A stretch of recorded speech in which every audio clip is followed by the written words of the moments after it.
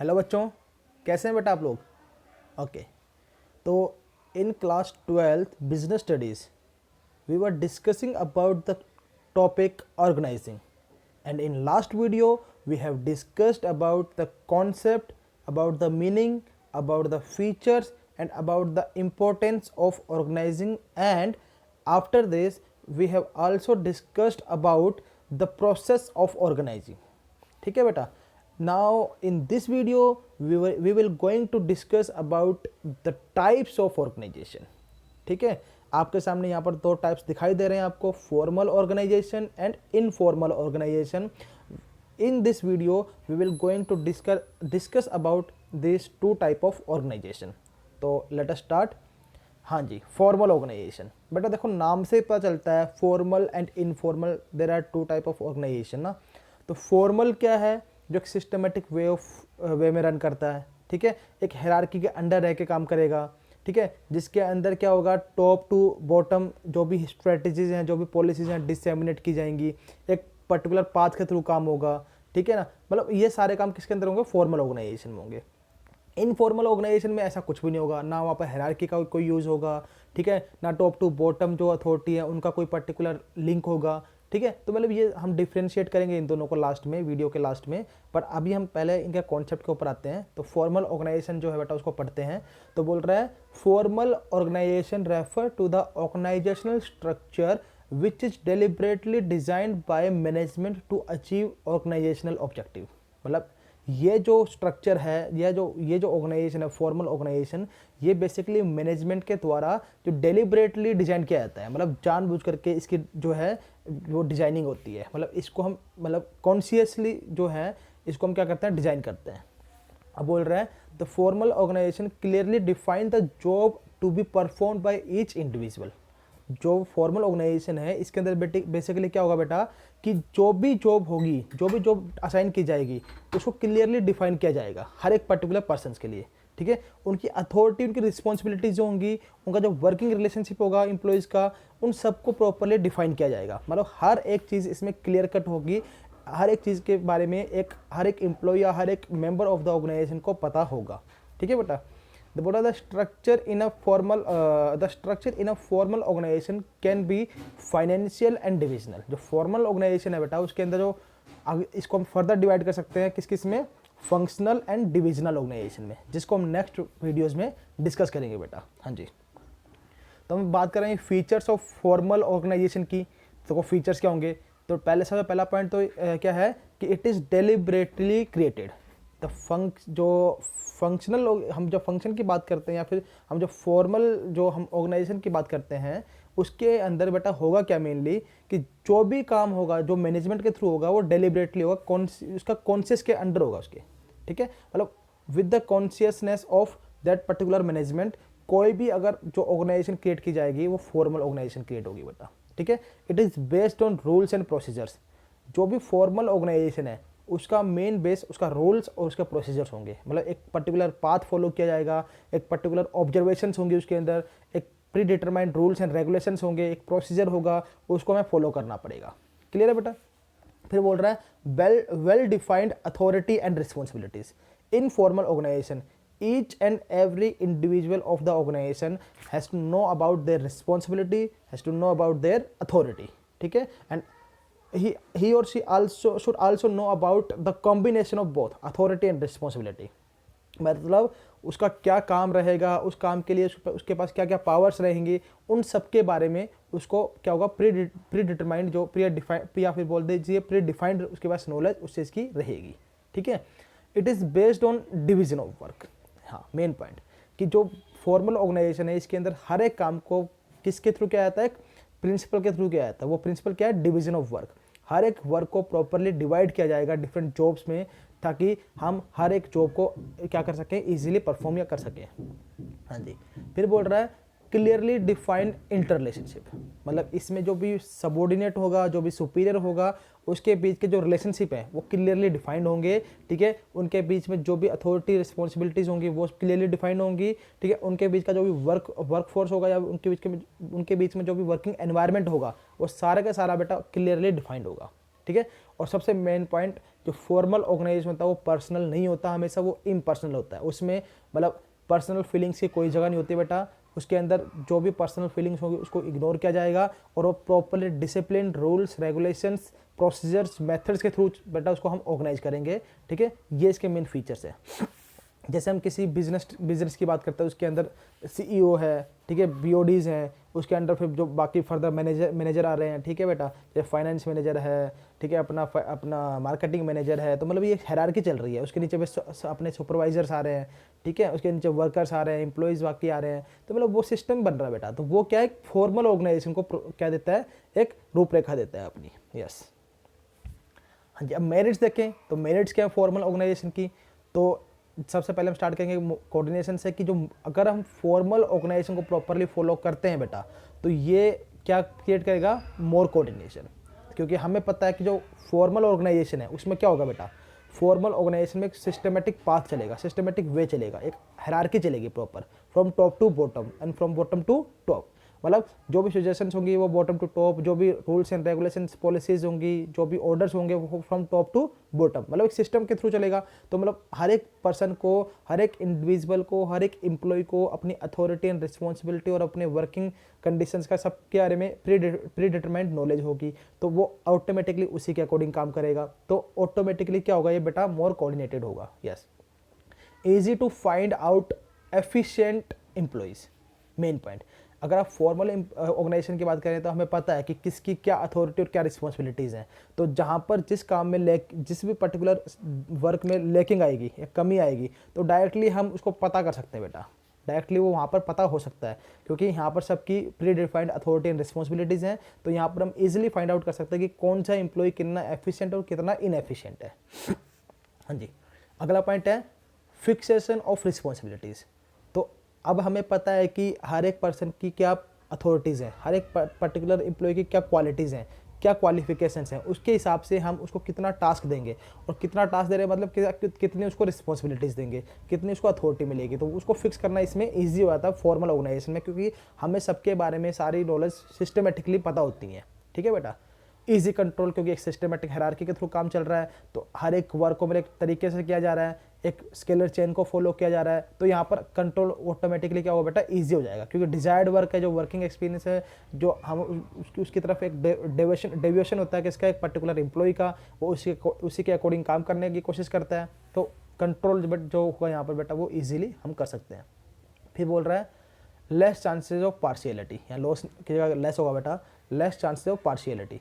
अब देखो बेटा, जब इनफॉर्मल ऑर्गेनाइजेशन है वहाँ पर तो इनफॉर्मेलिटी होगी, वहाँ पर पर्सनल जो टच होगा वो ज़्यादा होगा, तो वहाँ पार्शियलिटी होने का चांसेस ज़्यादा होते हैं। But in case of formal organization यहाँ पर पार्शियलिटी बहुत रेयरली आपको देखने को मिलेगी बेटा, क्योंकि यहाँ पर सारा काम एक फ्लो के अंदर चल रहा है, सिस्टम के अंदर चल रहा है। तो यहाँ पर सबको अपने पर्टिकुलर वर्क से लेना देना होता है बेटा। इसमें रूल्स एंड रेगुलेशन चलेंगे, पर्टिकुलर प्रोसेस चलेगा। तो यहाँ पर पॉसिबिलिटी है कि जो पार्शियलिटी है वो बहुत कम हो या फिर ना हो। हाँ जी। फिर बोल रहा है ओवरलैपिंग ऑफ वर्क, ठीक है, जो है वो नहीं होगा यहाँ पर। जो यहाँ पे बोल दो नो ओवरलैपिंग ऑफ वर्क, क्योंकि हमें पता है हर एक एम्प्लॉय की एक प्री डिफाइंड जॉब है, प्री डिफाइंड उसका वर्क है, प्री डिफाइंड उसकी अथॉरिटी एंड रिस्पॉन्सिबिलिटीज़ हैं, वो इसी को रेगुलरली परफॉर्म कर रहा है। तो इससे हुआ क्या, इससे एक तो मतलब जो उसका वर्क था वो कोई और नहीं करेगा, और कोई और नहीं करेगा तो उस वर्क की ओवरलैपिंग नहीं होगी। तो ये इसका बेनिफिट हो गया। अगला स्पेशलाइजेशन है बेटा, वो भी इसी से लिंक करता है। स्पेशलाइजेशन में क्या होगा बेटा कि सारे पर्सन्स को अपना पर्टिकुलर काम पता है और वो उसी काम को रेगुलरली बार बार कर रहे हैं। तो उसी काम में वो एक्सपर्ट, उनके जो एक्सपर्टनेस है वो निकल के सामने आती है। परफॉर्मिंग जो अगर उसकी परफॉर्मेंस है वो इंप्रूव होती रहती है। और जैसे परफॉर्मेंस किसी पर्टिकुलर टास्क में आपकी इंप्रूव होती है तो आपकी उस पर्टिकुलर फील्ड में क्या हो जाएगी, स्पेशलाइजेशन बन जाएगी बेटा। तो ये हैं हमारे मेरिट्स ऑफ फॉर्मल ऑर्गेनाइजेशन। हाँ जी। अब हम बात करेंगे डीमेरिट्स की।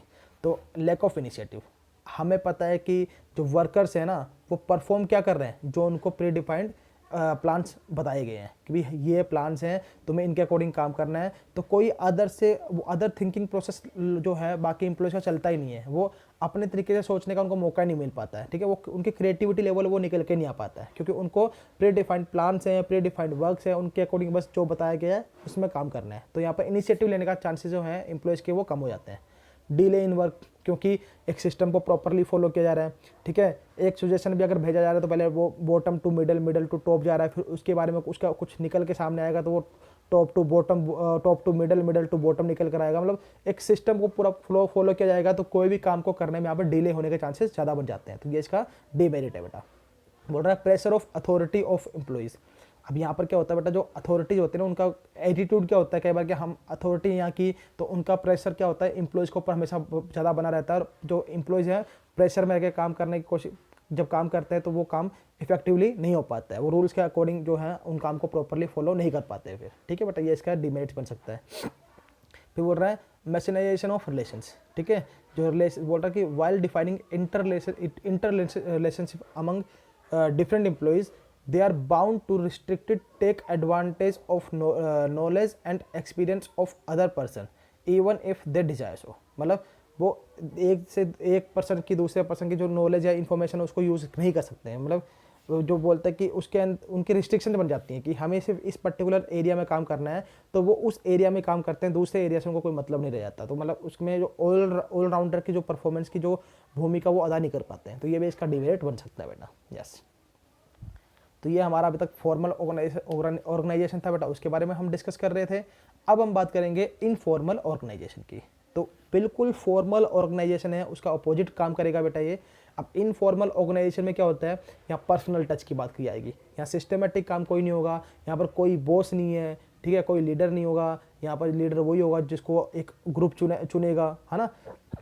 तो देखो क्या बोल रहा है ये, बोल रहा है interaction among people at work, ठीक है, give rise a network of social relationship among them called informal organization, ठीक है ना। अब देखो जो फॉर्मल ऑर्गेनाइजेशन है ना बेटा, वही मेन जड़ है इनफॉर्मल ऑर्गेनाइजेशन के निकलने की।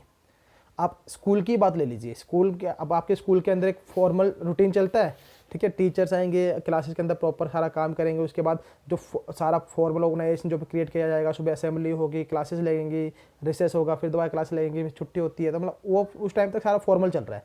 छुट्टी का सारे टीचर आपस में मिलते हैं, बाहर निकल रहे हैं, जा रहे हैं, तो वो बाहर निकल के जा रहे हैं किस बेस पे आ रहे हैं, जब पहले उनका फॉर्मल ऑर्गेनाइजेशन क्रिएट हुआ उसी के बेस पे वो इनफॉर्मल हुए ना बेटा। तो वो सिस्टम यहाँ पर क्रिएट हुआ, समझ रहे हैं। तो जो फॉर्मल ऑर्गेनाइजेशन है उसी के बेस पर हमारा इनफॉर्मल ऑर्गेनाइजेशन क्या होता है, क्रिएट होता है। हाँ जी, तो बोल रहे हैं कि informal organization is a network of personal and social relations not establish deliberately. मतलब ये डेलिबरेटली नहीं होता, ये एकदम से होता है बेटा, ठीक है। मतलब ये इसमें कोई जानबूझ के इसको क्रिएट नहीं किया जाता है, ऑटोमेटिकली क्रिएट होता है ना। तो वो बताया गया है। बोल रहा है इनफॉर्मल ऑर्गेनाइजेशन अमर्ज ऑटोमेटिकली, आगे ना, emerge automatically within the formal organization. एक फॉर्मल ऑर्गेनाइजेशन में जो इनफॉर्मल ऑर्गेनाइजेशन है ऑटोमेटिकली क्रिएट हो जाता है बेटा, ठीक है। When people interact beyond their official defined roles, जब उनके ऑफिशियल डिफाइंड रोल्स हैं तो जरूर थोड़ा हमेशा वो ऑफिशियल डिफाइंड रोल में मिलेंगे, है ना। तो ऑफिशियल डिफाइंड रोल से बाहर आके जब वो आपस में कोई भी चीज़ डिस्कस कर रहे हैं, बात कर रहे हैं, तो वो इनफॉर्मल ऑर्गेनाइजेशन को क्रिएट करेंगे। हाँ जी, बोल रहा है people develop this role and form social growth due to common interest. तो यहाँ पर क्या होता है, उनका जो कॉमन इंटरेस्ट है उसके बेस पे वो अपना सोशल रोल अदा करते हैं यहाँ पर, और सोसाइटी के अंदर वो क्या करते हैं, इस इनफॉर्मल ऑर्गेनाइजेशन को क्रिएट करते हैं, ठीक है। उनके जो टेस्ट ऑफ क्रिएशन क्या होगा, उनके लाइक्स एंड डिसलाइक्स क्या होंगी, उसके अकॉर्डिंग ये जो ऑर्गेनाइजेशन है वो क्रिएट होता है बेटा। इस ऑर्गेनाइजेशन में कोई बंदिश नहीं होती कि आपको इसके साथ मतलब जो है सोशल जो रिलेशन क्रिएट करना ही करना है, वो it depends upon the likes and dislikes of each and every individual. हाँ जी, तो बेटा इसमें देखो क्या बोल रहा है अब ये फीचर्स ऑफ इनफॉर्मल ऑर्गेनाइजेशन में बोल रहा है कि originate within formal organization. पहला फीचर तो क्या है कि इसका जो ओरिजिन है वो विद इन फॉर्मल ऑर्गेनाइजेशन होता है। मैं इसको डिस्कस कर चुका हूँ ऑलरेडी एडवांस में बेटा कि कैसे होगा। फिर बोल रहा है कि no written rule and procedures, यहाँ रिटर्न बेटा स्पेलिंग करते हैं, यहाँ रिटर्न लिखने वाला रिटर्न होगा WRITTEN, ठीक है। No written rules and procedures, तो यहाँ कोई रिटर्न रूल्स एंड प्रोसीजर नहीं होंगे इस चीज़ के कि भाई फॉर्मल ऑर्गेनाइजेशन में हम ये काम ऐसे ऐसा करेंगे, ऐसा कुछ नहीं होगा बेटा। यहाँ पर सब कुछ अपने विल के अकॉर्डिंग, अपने जो सोशल कल्चर है उसके अकॉर्डिंग यहाँ पर क्रिएट होगा। इंडिपेंडेंट चैनल ऑफ कम्युनिकेशन, ठीक है। यहाँ पर चैनल ऑफ कम्युनिकेशन ये नहीं कि आप कोई अथॉरिटी जो के थ्रू आप यहाँ पर कम्युनिकेशन करेंगे, कोई हायरार्की के थ्रू आपका कम्युनिकेशन होगा, या कोई स्केलर चेन आपके यहाँ फॉलो की जाएगी, ऐसा कुछ नहीं है बेटा। इनफॉर्मल ऑर्गेनाइजेशन जो स्केलर चेन है उसको हम अवॉइड करते हैं, ठीक है। हायरार्की लेवल पर जो कम्युनिकेशन होता है उसको भी हम अवॉइड करते हैं। यहाँ पर ग्रुप मेंबर्स आपस में अपने एक चैनल खुद का डेवलप करते हैं, ठीक है। Unconscious creation. इसकी क्रिएशन बेटा कॉन्शियसनेस में नहीं होती है, जानबूझ के नहीं होती है, या अनकॉन्शियस होती है, वो ऑटोमेटिकली क्रिएट हो जाती है। ठीक है बेटा। अब ऑटोमेटिकली क्रिएट कैसे होती है, जब आपस में जो सोशल एनिमल्स हैं हम ह्यूमन बींग्स, तो आपस में जब एक दूसरे से मिलते हैं तो ऑटोमेटिकली एक दूसरे की लाइक्स और डिसलाइक्स की वजह से वो एक रिलेशन क्रिएट हो जाता है, वो हमेशा अनकॉन्शियस होता है। हाँ जी। No authority and responsibility. Informal organisation में कोई अथॉरिटी का रोल नहीं है, कोई रिस्पॉन्सिबिलिटी का रोल नहीं है कि हमें इसमें अथॉरिटी रिस्पॉन्सिबिलिटी को प्रॉपर्ली डिवाइड किया जाएगा, ऐसा कुछ नहीं है बेटा। ये बिल्कुल अपोजिट चलेगा फॉर्मल ऑर्गेनाइजेशन के। यस। हाँ जी। इसके मेरिट्स क्या है कि सोल्यूशन ऑफ प्रॉब्लम, कि जो इनफॉर्मल ऑर्गेनाइजेशन है बेटा वो इजीली आपको सोल्यूशन दे देगा किसी भी प्रॉब्लम का। इसमें टाइम कंज्यूमिंग नहीं होता, ये बहुत क्विकली आपको सोल्यूशन देगा, क्योंकि इसमें कोई भी काम होगा एक हायरार्की के थ्रू तो चल नहीं रहा है। आपको कोई प्रॉब्लम थी, आपका कोई बॉस था जो बाहर आपका फ्रेंड है, तो शायद वो आपको उसी टाइम उसका सोल्यूशन दे दे, पॉसिबिलिटी है। इफेक्टिव कम्युनिकेशन, क्योंकि देखो अगर फॉर्मल ऑर्गेनाइजेशन में एक सिस्टम फॉलो किया जाएगा तो एक कम्युनिकेशन को होने में टाइम लग जाएगा, लेकिन यहाँ पर इफेक्टिव कम्युनिकेशन कैसे होगा कि यहाँ पर ऑटोमेटिकली आपको चीज़ें पता चल जाती हैं from one two another easily. ठीक है। फिर बोल रहा है reduce the pressure of officers. इसमें जो ऑफिसर प्रेशर होता है, जैसे हमारा बॉस का जो प्रेशर होता है, वो यहाँ पर टोटली रिड्यूस हो जाता है, क्योंकि यहाँ पर सारे बीइंग अ फ्रेंड या बीइंग अ सोशल कल्चर के जो एनिमल्स हैं या मेंबर्स हैं, उनके थ्रू हम यहाँ पर क्रिएट करते हैं एक दूसरे का एनवायरनमेंट। तो यहाँ पर कोई किसी का बॉस नहीं होता बेटा। ठीक है। हाँ जी। फिर बोल रहा है make the formal organization strong. बेटा ध्यान रखना, जो भी फॉर्मल ऑर्गेनाइजेशन है उसको स्ट्रॉन्ग करने का बहुत बड़ा रोल इनफॉर्मल ऑर्गेनाइजेशन पे होता है, क्योंकि इनफॉर्मल ऑर्गेनाइजेशन आपका ऑटोमेटिकली अगर स्ट्रॉन्ग है तो उसका डायरेक्टली इंपैक्ट आपके फॉर्मल ऑर्गेनाइजेशन पे पड़ता है। ठीक है।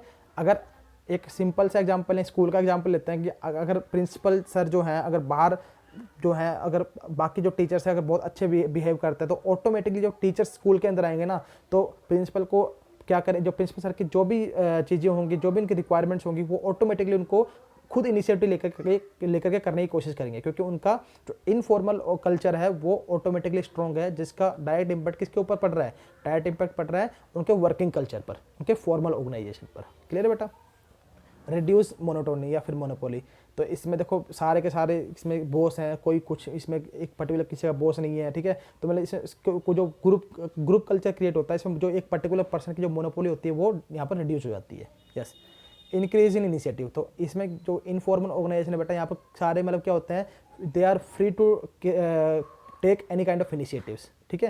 जैसे फॉर्मल में तो क्या कि आपको एक पर्टिकुलर टास्क दे दिया गया है, एक रिस्पॉन्सिबिलिटी अथॉरिटी दे देगी, आप उसी के अंडर रह के काम करेंगे। पर इसमें ऐसा कुछ नहीं है, ना आपको कोई टास्क है, ना कोई अथॉरिटी रिस्पॉन्सिबिलिटी होती है, आप खुद के लिए खुद इनिशिएटिव ले सकते हैं यहाँ पर, क्या वो क्या करना है क्या नहीं करना है, it depends upon your wills. हाँ जी।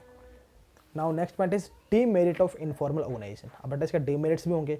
अब डीमेरिट्स क्या है, इट रसिस्ट चेंजेस।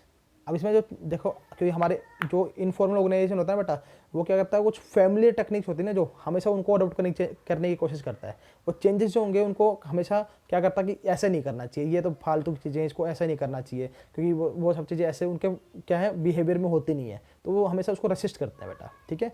फिर अगला बोल रहा है इट क्रिएट्स रूमर्स। ठीक है। अफवाहें बहुत फैलाता है।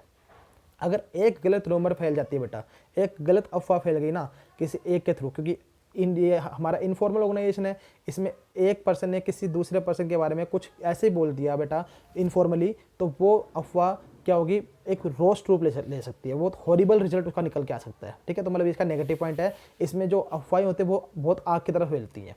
एक पर्सन ने दूसरे पर्सन को पता नहीं कुछ भी ऐसा छोटा सा भी कुछ पॉइंट बोल दिया जो कि नेगेटिव पॉइंट था और जो एक्चुअली में नहीं था, तो वो भी यहाँ पर क्या होगा, क्योंकि इनफॉर्मल ऑर्गेनाइजेशन इसमें अथॉरिटी तो फॉलो की नहीं जा रही है।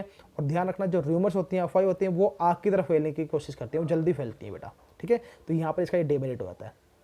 क्रिएट्स हर्डल्स इन मैनेजमेंट, ये मैनेजमेंट में हर्डल क्रिएट कर सकता है। जैसे इनफॉर्मल ऑर्गेनाइजेशन, तो इनफॉर्मल ग्रुप्स आपस में डिसाइड करके हमेशा जो क्या होगा कि वो अगर जो मैनेजमेंट है या फिर अथॉरिटी उसके खिलाफ, जो ऑफिसर्स हैं उनके खिलाफ आगे खड़े हो सकते हैं।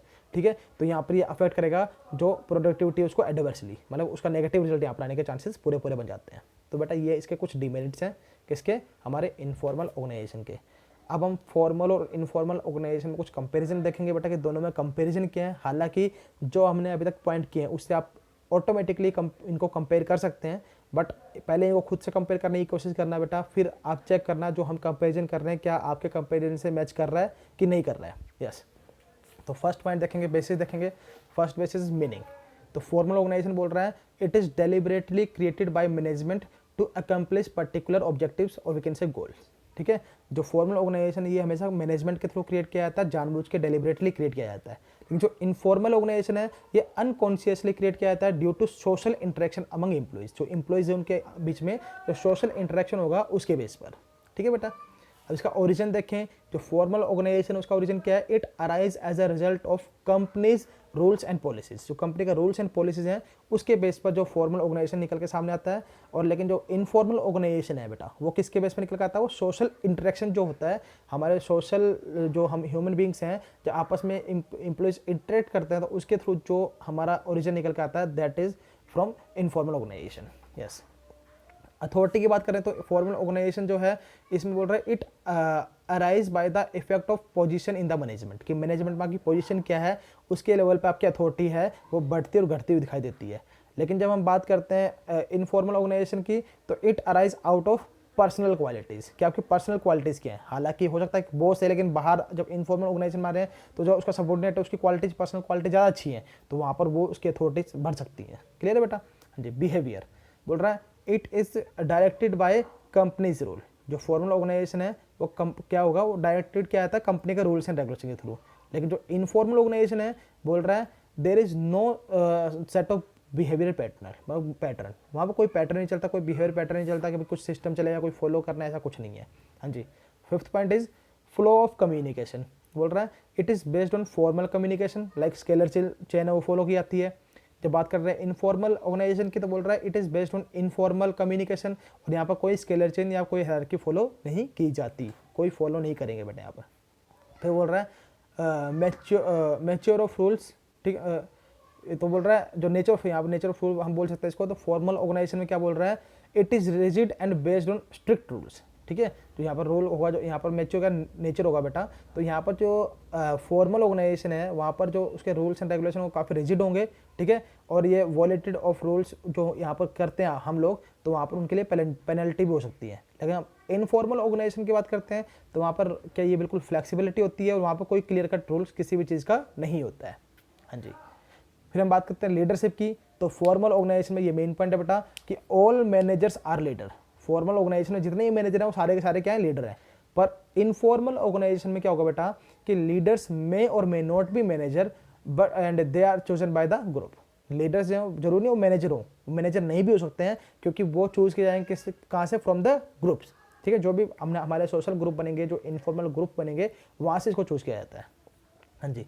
लाइफ स्पैन देखें, स्टेबिलिटी देखें तो जो फॉर्मल ऑर्गेनाइजेशन है उसकी स्टेबिलिटी लंबी होती है, वो लॉन्गर होता है, ठीक है। लेकिन जो इनफॉर्मल है उसकी जो स्टेबिलिटी है वो थोड़ी कम होती है और उसको हम बोलते हैं वो शॉर्टर पीरियड के लिए होता है। हाँ जी। पर्पस, जो फॉर्मल ऑर्गेनाइजेशन है उसका मेन पर्पस होता है to achieve the organizational objective, जो भी हमारे ऑर्गेनाइजेशनल गोल्स एंड ऑब्जेक्टिव्स हैं उनको अचीव करना। और इनफॉर्मल ऑर्गेनाइजेशन है उसका मेन फोकस क्या होता है to satisfy personal and social needs, जो हमारी पर्सनल एंड सोशल नीड्स हैं उनको फुलफिल करना। तो बेटा ये हमारे डिफरेंस थे फॉर्मल एंड इनफॉर्मल ऑर्गेनाइजेशन में। तो बेटा हमने अभी तक इस चैप्टर में क्या इस टॉपिक में क्या क्या पढ़ा कि जो फॉर्मल ऑर्गेनाइजेशन क्या है, उसके फीचर्स क्या हैं, उसके मेरिट्स क्या हैं, उसके डिमेरिट्स क्या हैं। इसी तरीके से इनफॉर्मल ऑर्गेनाइजेशन क्या है, उसके फीचर्स क्या हैं, उसके मेरिट्स क्या हैं, उसके डिमेरिट्स क्या हैं। फिर लास्ट में हमने इन दोनों को कंपेयर किया आपस में। तो ये बहुत इंपॉर्टेंट टॉपिक है बेटा, बहुत ईजी टॉपिक है एक तरफ से। इसको अगर आप सिंपली सुन भी लेंगे अच्छे से तो भी आप इसको अच्छे तरीके से लिख के आ सकते हैं। और इसके अंदर केस स्टडी आती है तो आपको डायरेक्टली पता चल जाती है कि हाँ ये फॉर्मल ऑर्गेनाइजेशन से लिंक करता है या फिर ये इनफॉर्मल ऑर्गेनाइजेशन से लिंक करता है। तो जो नेक्स्ट टॉपिक होगा बेटा वो हम नेक्स्ट वीडियो में डिस्कस करेंगे। तब तक के लिए थैंक यू। इसको आप अपने नोट्स में जो नोटबुक उसमें नोट कर लीजिएगा बेटा। Okay, thank you.